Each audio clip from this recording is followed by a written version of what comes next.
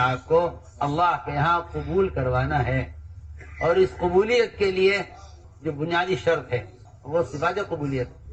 ورنہ میرے دوستو، شہرت اور قبولیت دونوں الگ الگ چیزیں ہیں. آدمی مشہور تو ہو سکتا ہے لیکن مقبول نہیں ہو سکتا. قبولیت کا تعلق شہرت سے نہیں ہے، قبولیت کا تعلق صفات قبولیت سے ہے. قبولیت کا تعلق صفات قبولیت سے، ورنہ ہر مشہور آدمی مقبول نہیں ہے. شہرت میں قبولیت میں فرق ہے. شہرت زمین سے اٹھتی ہے، آسمان تک نہیں پہنچتی، اور قبولیت ساتویں آسمان سے چلتی ہے اور زمین پر اتاری جاتی ہے. اعلان ہوتا ہے اللہ کی طرف سے، فلاں ابن فلاں سے اللہ محبت کرتے ہیں، ملائکہ تم بھی ان سے محبت کرو.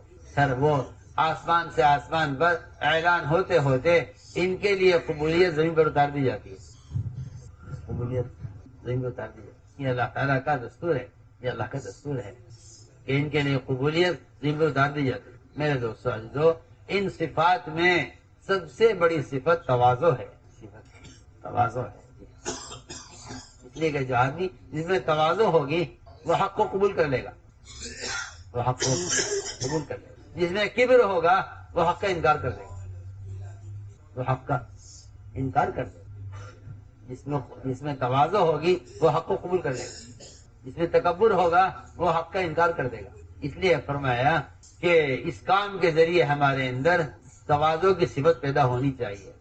متواضع وہ ہوتا ہے جو حق کو قبول کر لیتا ہے، جو حق کو قبول کر لیتا ہے. اور متکبر کہ وہ حق کا انکار کر دیتا ہے. ابا واستکبر، شیطان نے کبر کی وجہ سے حکم کا انکار کیا.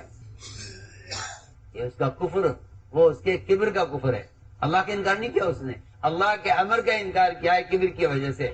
اس کا کفر امر کا انکار کرنا ہے.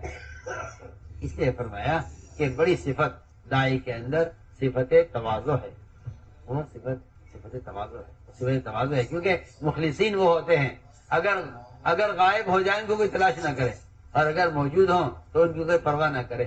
وہ ہوتے ہیں مخلصین. اس لیے صحابہ کرام کے اندر ایک بڑی صفت تھی ہے، صفت تواضع. ایک صحابی تھے سلمان فارسی رضی اللہ تعالی، صحابی ہیں. اللہ آپ صلی اللہ علیہ وسلم جب ان سے بات کرتے تھے تو کوئی تیسرا شریک نہیں ہوتا تھا. یہ ان کا درجہ تھا، کوئی تیسرا شریک ان کا درجہ تھا. کوئی تیسرا شریک نہیں ہوتا تھا ان کی جب یہ بات کرتے تھے. ان کی رائے پر خندق کھدوائی گئی ہے. ان کی رائے پر یہ سفر میں حضر میں آپ کے ساتھ ہوتے تھے سلمان فارسی. آپ نے ان کو وہ درجہ دیا ہے اپنوں میں سے کہہ کر جو درجہ کسی کو نہیں ملا. درجہ کسی کو نہیں، اہل بیت میں کو شامل کیا ہے. سلمان بن اہل بیت حالانکہ اجنبی آدمی ہیں، نہ عرب ہیں، نہ ان کی زبان عربی ہے، نہ ان کی قوم عربی ہے. فارس سے آئے سلمان فارسی. کیونکہ حضور اکرم صلی اللہ علیہ وسلم نے امت بنائی تھی، اور امت بنانے کے لیے جو بنیادی کام آپ نے کیا ہے وہ امت کے درمیان کے زبان، رنگ، قوم، قبیلے، اس فرق کو ختم کیا. سننا بات، یہ امت کا مرض یہ ہے. اور امت کے اندر فتنے اور امت میں خونریزی اور امت میں فسادات صرف اس لیے ہیں کہ یہ امت اپنا امتی ہونے کا رشتہ ختم کر چکی. امت کا رشتہ، اللہ امت کسے کہتے ہیں؟ امت سارے مسلمان بھی امت ہیں اور ایک تنہا مسلمان بھی امت ہے. ایک تنہا مسلمان بھی امت ہے. امت کسے کہتے ہیں؟ امت کا اصل ترجمہ اور امت کا اصل مطلب بیان کیا ہے عبداللہ بن مسعود رضی اللہ تعالیٰ عنہ. اور فرماتے ہیں کہ امت کا مطلب ہے الذی یعلم الناس الخیر، لوگوں کو بھلی بات سکھلانے والا امت ہے. عبداللہ بن مسعود رضی اللہ عنہ نے قرآن کی آیت پڑھی، اور قرآن کی آیت میں ہے ان ابراہیم کان امۃ قانتا. ابن مسعود نے پڑھا ان معاذ ابن جبل کان امۃ قانتا للہ حنیفا. ایک ساتھ کہنے لگے کہ آپ تو قرآن غلط پڑھ رہے ہیں، قرآن میں ان ابراہیم ہے، آپ پڑھ رہے ہیں ان معاذ ابن جبل. فرمایا اے فروا تو یہ معلوم بھی ہے کہ امت کسے کہتے ہیں؟ امت کہتے ہیں الذی یعلم الناس الخیر، جو لوگوں کو بھلی بات سکھلائے وہ امت ہے. لوگوں کو بھلی بات سکھلائے وہ امت ہے. اس زمانے میں سب سے بڑا امت کی ناکامی اور امت کے مغلوب ہونے کا سبب یہ ہے کہ یہ امت رنگوں میں اور زبان میں اور قبیلوں میں اور قوموں میں تقسیم ہو گئی ہے. آپ صلی اللہ علیہ وسلم نے امت بنانے کا جو سب سے بڑا کام کیا ہے، اس لیے کہ آپ ساری انسانی کی طرف مبعوث ہیں، اس لیے آپ کا کام انبیاء علیہ السلام کے کام سے مختلف ہے. وہ کسی قوم کے نبی ہیں، وہ کسی قبیلے کے نبی ہیں، وہ کسی زبان والوں کے نبی ہیں، وہ کسی رنگ والوں کے نبی ہیں، وہ کسی بستی والوں کے نبی ہیں، سارے انبیاء علیہ السلام کی بعثت اس طرح ہوئی ہے، لیکن آپ کی بعثت ایک وقت میں ساری انسانیت کی طرف ہے، اس لیے آپ نے ابتدا سے امت بنائی۔ بلال حبشی ہیں، سہیب رومی ہیں، سلمان فارسی ہیں، آپ نے امت کے درمیان کے فرق کو ختم کیا، بلال کو مؤذن بنایا تاکہ یہ نہ سمجھیں کہ آدمی اجنبی ہے، اجنبی آدمی کو یہاں کوئی درجہ نہیں دیا جائے گا، اجنبی آدمی کو درجہ نہیں دیا جائے گا، یہ نہیں۔ حضرت عمر چاہتے تھے مؤذن بننا، حضرت علی چاہتے تھے حسنین کے لیے اذان، کہ نہیں، اذان مؤذن بلال ہوں گے، مؤذن بلال مؤذن، نہ رنگ کے ہیں، نہ اپنی زبان کے ہیں، نہ اپنے قبیلے کے ہیں، نہ اپنی قوم کے ہیں، کچھ نہیں۔ سلمان فارسی ہیں لیکن آپ کے سب سے بڑے مشیر ہیں، آپ کے سب سے ایک علاقے میں شورا بن رہی تھی، ہم وہ افراد کے نام لے رہے تھے، مشورہ کر رہے تھے، تو ایک صاحب کہنے لگے جی وہ فلاں صاحب کو شورا میں دینا کیوں، کہ وہ ہمارے علاقے کے نہیں ہیں، وہ میں علاقے کے نہیں، وہ ہمارے علاقے کے نہیں رہتے ہیں یہاں لیکن ہمارے علاقے کے نہیں ہیں، ان کو شورا مت دینا۔ یعنی کہ سلمان فارسی تو فارس سے آئے تھے، ایران سے آئے تھے، تو آپ صلی اللہ علیہ وسلم کے ایسے خاص مشیر تھے کہ صرف ان کی اکیلے کی رائے پر آپ نے غزوہ خندق کیا، خندق خود نے حکم دیا۔ نہ اجنبی آدمی جو نہ آپ کے خاندان کا ہے، نہ آپ کے قوم کا ہے، نہ آپ کی زبان کا ہے، تو آپ صلی اللہ علیہ وسلم نے اس طرح امت بنائی تھی کہ اجنبی سے اجنبی آدمی سمجھتا تھا کہ ان کا یہاں درجہ ہے، اجنبی سے اجنبی آدمی نئے سے نئے آدمی وہ سمجھتا تھا کہ ان کا یہاں مقام ہے۔ تو میں عرض کرا دیا کہ سلمان فارسی ان کے اندر کیسی تواضع، اللہ ہو۔ کچھ لوگ سلمان فارسی کی زیارت کے لیے ان کے علاقے میں گئے، پوچھا لوگوں سے کہ یہاں صحابی ہیں سلمان فارسی، کہ ہاں اس طرف جاؤ جہاں ان کا مکان ہے۔ وہاں گئے، ملاقات ہوئی، لوگوں نے کہا کہ آپ کی ہم زیارت کے لیے آئے ہیں، آپ سلمان فارسی ہیں کیا؟ ایک نے کہا کہ مبارک ہو آپ کو کہ آپ اللہ کے رسول کے صحابی ہیں۔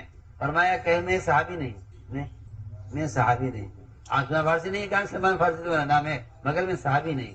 یہ لوگ وہاں سے اٹھ گئے اور کہنے لگے یہ کوئی اور سلمان فارسی ہے، ہمیں تو ان کی تلاش ہے جو صحابی تھے۔ اٹھتے اٹھتے ایک نے پوچھ لیا یہ کیا آپ نے اللہ کے نبی کو دیکھا ہے؟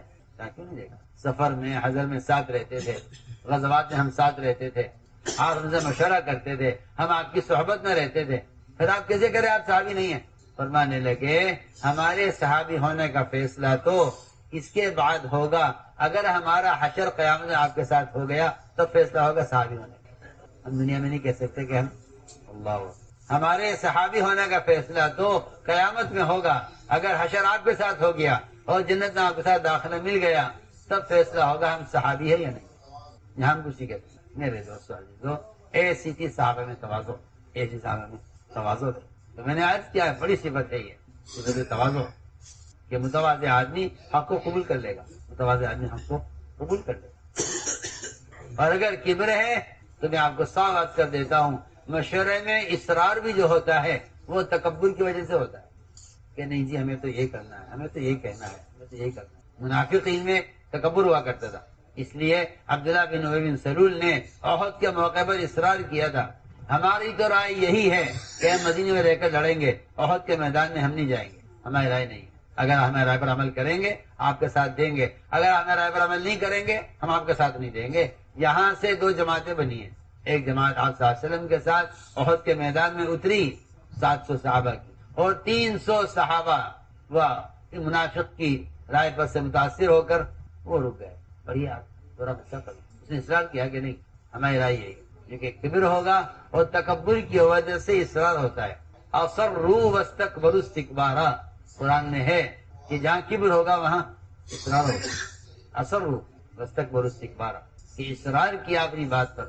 منافقین کے سردار عبداللہ بن ابی نے کہا کہ نہیں ہماری اپنی رائے وہی ہے، ہم آپ کے فیصلے کو اس پر نہیں مانتے، ہماری رائے پر آپ فیصلہ کیجئے، جو ہم چاہتے ہیں آپ کو کیجئے، ہم آپ کے ساتھ دیں گے۔ معلوم ہوتا ہے کہ اصرار سے افتراق پیدا ہوتا ہے، اصرار سے افتراق پیدا ہوتا ہے۔ جہاں رائے پر اصرار ہوگا وہاں افتراق پیدا ہو جائے گا۔ عبداللہ بن ابی نے کہا نہیں ہمارے رائے پر آپ عمل کیجئے، ہم آپ کے ساتھ دیں گے، اور اگر آپ ہمارے رائے پر عمل نہیں کرتے ہم آپ کے ساتھ نہیں دیں گے۔ یہاں سے دو جماعتیں بنی، یہاں سے 300 آدمی ٹھہر گئے مدینے میں، 700 آدمی احد میں نکلے، اللہ نے 700 کو غالب کر دیا 3000 کفار پر۔ 3000 کفار تھے، 700 صحابہ تھے جو میدان میں اتر گئے اجتماعیت کے ساتھ، وہ جنگ میں شریک ہوئے، اس غزوے میں کامیاب ہوئے۔ البتہ درمیان میں جو ذرا سی شکست آئی تھوڑی دیر کے لیے، وہ اس لیے آئی ہے